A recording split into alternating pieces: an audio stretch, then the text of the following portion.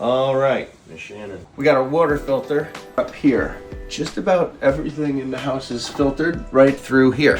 You can see it's dirty. It's cloudy, it's brown. Here's where I keep the filters. Now, we just gotta get up there and get that one out, but look how white this is. This guy here, this is the wrench. There's little grooves up here that this wrench fits in.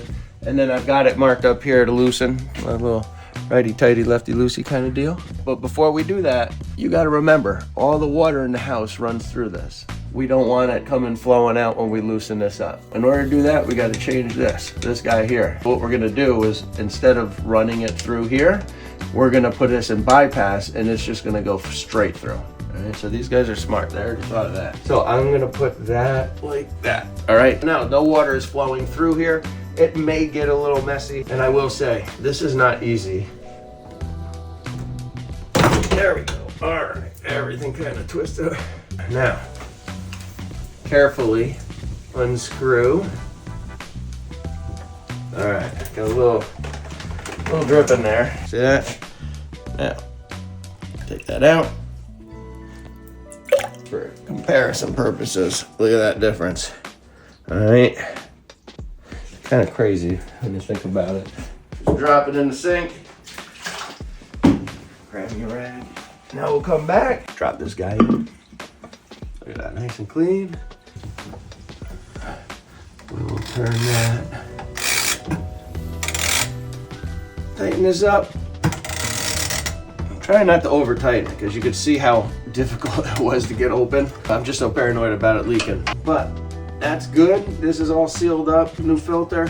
We're gonna put this back in service. I like to open it about a quarter turn. It's a little slow, let it come up. And look at that, crystal clear water. What a leak. This has happened before. There's a button right up here that we can press.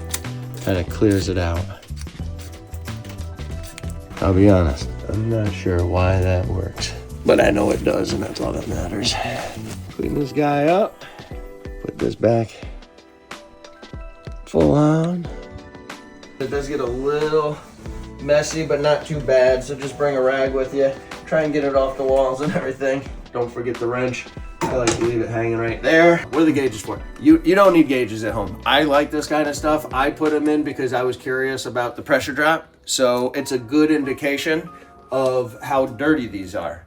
Just like your air filter, there will be a bigger pressure drop the dirtier this gets. All right, so when it's nice and clean, the water can run through it, no problem. You might have like, let's just call it 1 PSI. It might be 50 PSI here, and by the time it gets out of here, it might be 49 PSI. So you got 1 pound drop over this.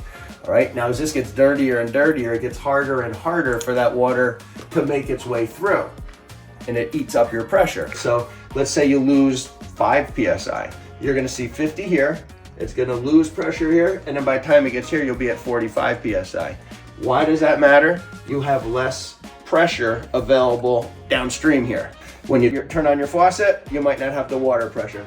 The higher pressure drop between these gauges, the dirtier the filter.